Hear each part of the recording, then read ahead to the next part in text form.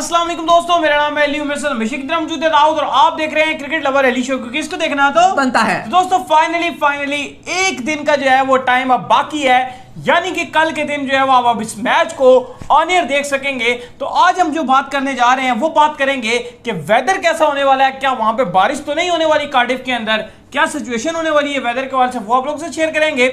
इसके बाद आप लोगों से बात करेंगे कि जो इंग्लैंड है इन्होंने अपने जो है एलेक्स हेल्स को क्यों जो है टीम में शामिल नहीं किया, जिसके ऊपर जो वहां के कुछ जर्नलिस्ट हैं और कुछ जो तज्जियाकार हैं वो बड़ा तपे में, स्पेशली माइकल वॉन ने बड़ी स्टेटमेंट जारी की हैं।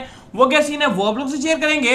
इसके बाद बात करेंगे जिमी एंडरसन और ब्रॉड भी जो मौजूद है इनके पास, उनको ये ओडीआई में क्यों नहीं लेकर आए पाकिस्तान के खिलाफ, वो भी आप लोग से डिस्कस करेंगे। तो अगर आप आए हमारे चैनल पर नए और फर्स्ट टाइम हमारे चैनल को लाजमी सब्सक्राइब करें और साथ ही बेल आइकन बजाना ना भूलिएगा। तो बात का आगाज करते हैं दाऊद सर, वेदर की अपडेट आपको बाद में देते हैं। बात का आगाज करते हैं नंबर 1 खबर को लेकर जो कि निकल कर सामने आ रही है।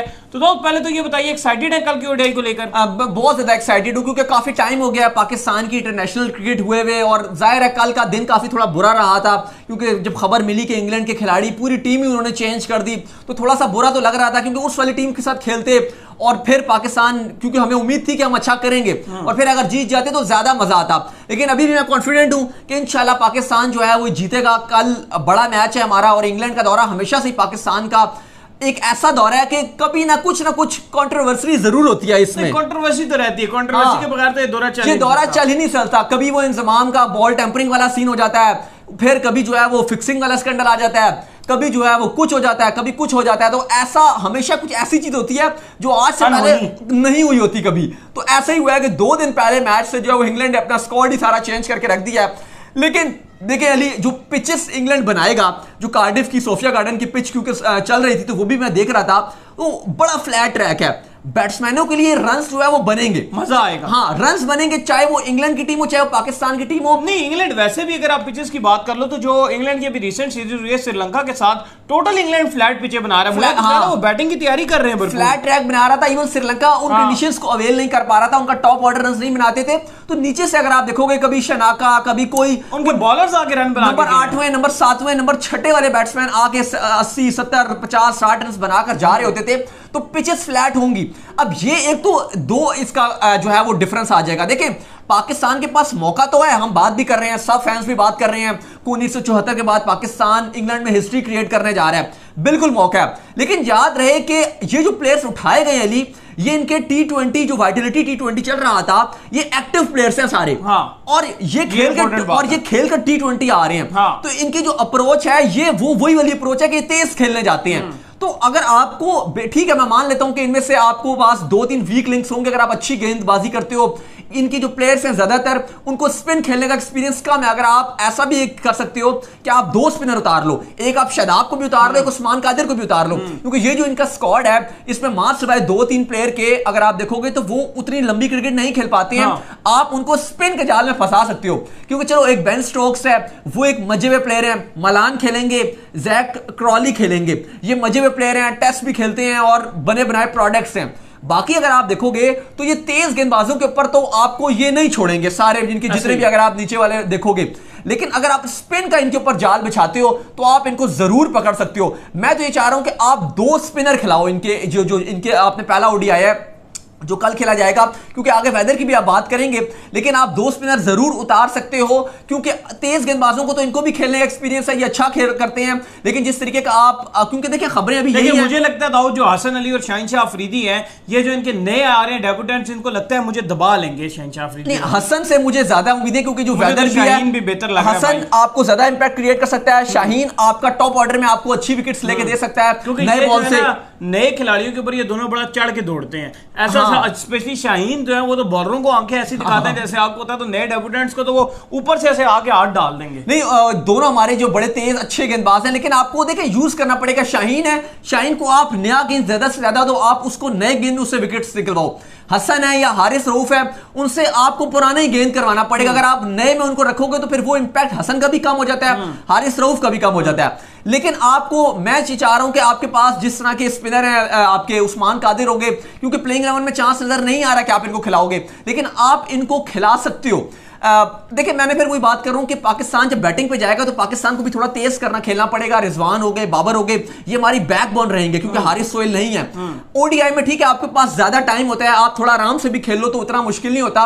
इवन अगर आप 100 के स्ट्राइक रेट से भी अगर ओडीआई में खेल रहे हो तो वो बेहतरीन इनिंग होती है। अलबत्ता वो टी20 में अगर आप 100 के स्ट्राइक रेट से खेलते हो तो वो अच्छी नहीं रहती, लेकिन इवन अगर आप 90 के स्ट्राइक रेट से भी जाती हो ओडीआई में तो वो बुरा नहीं होता। सही है। तो उम्मीद मुझे अच्छी है कि पाकिस्तान का हमारा अगर अच्छा आगाज मिलता है, इमाम भी थोड़ा अच्छा करेंगे, फखर जमान हमें अगर चल के देते हैं तो पाकिस्तान के अच्छे इम्कान हैं। अगर आप टॉस जीतते हैं तो आप इवन अगर आप बॉलिंग के लिए भी जा सकते हैं, क्योंकि हमने देखा था कि ये पूरी जो सीरीज थी इंग्लैंड और श्रीलंका की, इंग्लैंड की यही कोशिश थी कि टॉस जीत के मैं बॉलिंग करूं। ऐसा ही है। और पाकिस्तान को भी इसमें जाना चाहिए क्योंकि जो सेकंड टाइम भी पिच होगी उसके बिहेवियर में कोई चेंजेस नहीं आता, बल्कि हमने देखा है कि और पिच अच्छा हो जाता है और आपके लिए बॉलर्स के लिए कुछ भी नहीं रहता। तो पाकिस्तान जो है वो शुरू में पिच में जो मॉइस्चर होगा उसका पाकिस्तान फायदा उठा सकता है, क्योंकि वेदर की सूरत हाल भी ऐसी है कि शुरू के टाइम जो पहला घंटा होगा उसमें बादल रहेंगे। पहले घंटे में सोफिया गार्डन कार्डिफ में बादल रहेंगे, तो आप उन बादलों का फायदा उठा सकते हो, सीम और स्विंग आप कर सकते हो। तो शाहीन हो गए, वो बड़ा अच्छा इस्तेमाल कर सकते हैं। तो शुरू में आप इंग्लैंड को जल्दी फंसा सकते हो। तो पाकिस्तान को टॉस जीत के मेरे ख्याल से तो बॉलिंग करनी चाहिए, और जो भी टीम टॉस जीतेगी वैसे वो बॉलिंग के लिए जाएगी, क्योंकि पिच में मॉइस्चर होगा। तो कोशिश करेंगे कि 10-12 ओवर में अगर 3 खिलाड़ी किसी के आउट कर देते हैं तो एकदम से वो टीम प्रेशर में आ जाएगी। चलिए देखते हैं जी क्या करते हैं क्या नहीं करते हैं। इसके बाद जरा वेदर के ऊपर भी एक अपडेट निकलकर सामने आ रही है। तो वेदर के हवाले से जो वो अच्छी खुशखबरी निकलकर सामने आ रही है कि कार्डिफ में जुमरात के दिन सनी डे दिख रहा है। एक सेकेंड, सही। अगर आप कार्डिफ के वेदर की बात करेंगे तो आज से 4-5 दिन पहले की जो प्रिडिक्शन थी वो यही थी कि मैच में आधा टाइम बारिश होगी और आधा टाइम बारिश नहीं होगी। लेकिन अभी अगर आप देखेंगे तो बड़ी जबरदस्त खुशखबरी आ रही है, क्योंकि अगर आप कल आज यानी कि जाएंगे, आज हल्की फुल्की बारिश होती रही है, घंटा 2 घंटा। आज सुबह भी अगर आप देखेंगे इंग्लैंड के टाइम तो वहां पर बारिश हो रही थी कार्डिफ में। इवन पाकिस्तान टीम ने कल ट्रैवल किया कार्डिफ के लिए, तो कल भी बारिश होती रही थी, बीच में रुक रही थी, बारिश हो रही थी। और पिछला पूरा हफ्ता जो अभी गुजर रहा है, अभी जो पास में गुजरा है, इसमें कार्डिफ में बादल छाए रहे हैं और ऐसा एक भी दिन नहीं गुजरा कि बारिश ना हो। इवन जो इंग्लैंड और श्रीलंका का लास्ट मैच जो ब्रिस्टल में खेला गया था वहां पर भी बारिश हो गई थी।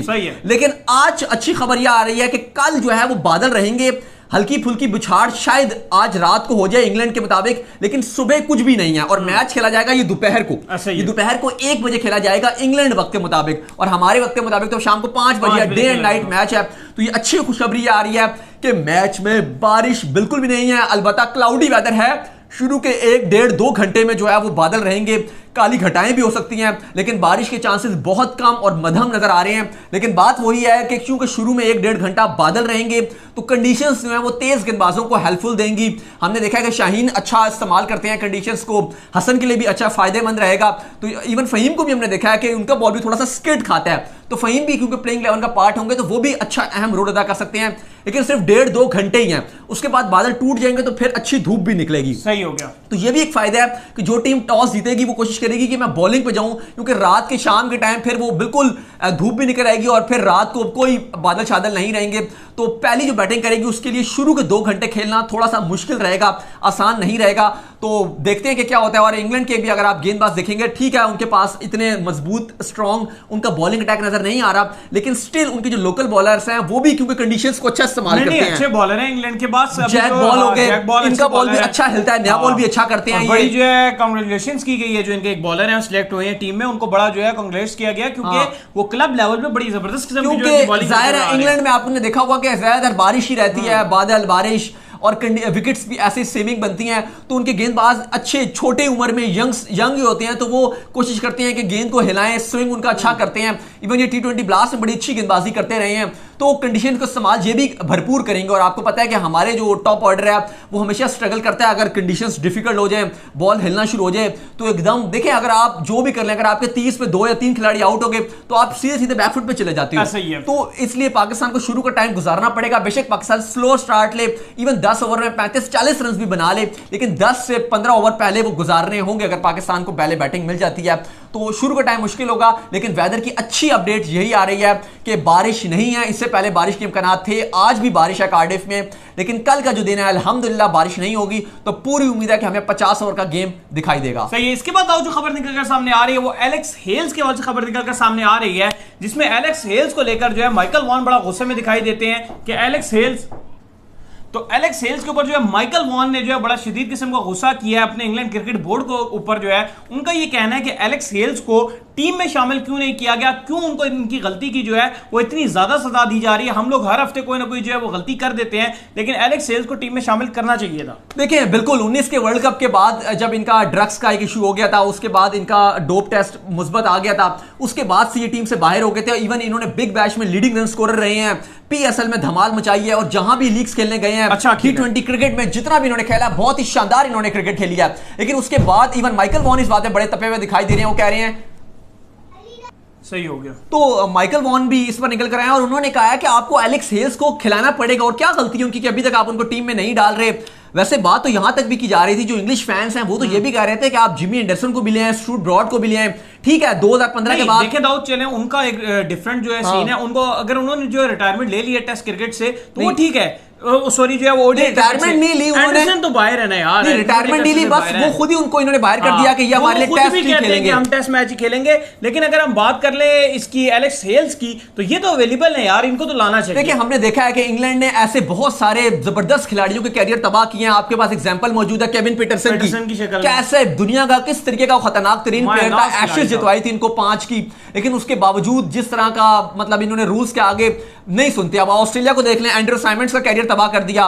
तो ये रहता है, इन्हें चाहिए था कि उनको वापस ले आते, और सेट बैक है एलेक्स हेल्स को आना चाहिए था। बड़ी शानदार उनकी परफॉर्मेंसेस है, इवन इस्लामाबाद की तरफ से जो कराची वाली लेग थी, जिस तरीके की गेम दिखा रहे थे, थे यार, स्पेशली जो है किधर से उठा कराची वाला मैच जो था वो जो शर्जील ने जिसमें सेंचुरी मारी थी, वो इस्लामाबाद किसी सूरत नहीं जीत सकता था मैच, वो एलेक्स हेल्स ने जो खेला था 250 के स्ट्राइक रेट से वहां से जितवा दिया था। बहरहाल जितने मुंह उतनी बातें, काफी फैंस तो वहां से उठा रहे हैं इनके लिए, लेकिन स्क्वाड तो अनाउंस कर दिया और उसमें ना ही एलेक्स हेल्स हैं, ना ही जिमी एंडरसन है, और ना ही स्टुअर्ट ब्रॉड है। सही है, तो उम्मीद करते हैं कि आज का हमारा शो आपको पसंद आया। तो वीडियो को लाइक कीजिए, हमारे चैनल को सब्सक्राइब कीजिए, साथ लेके बेल आइकन को भी बजाइए, और दाऊद को फॉलो कीजिए इंस्टाग्राम में मुझे भी फॉलो कर लें, यहाँ पे मैं मौजूद हूँ दाऊद क्रिकेट के नाम से, और अली को भी फॉलो कर लें, मैं मौजूद हूँ क्रिकेट लेवल ऑफिशियल के नाम से। मिलते हैं नेक्स्ट वीडियो में, तब तक के लिए अल्लाह हाफिज, बाय बाय।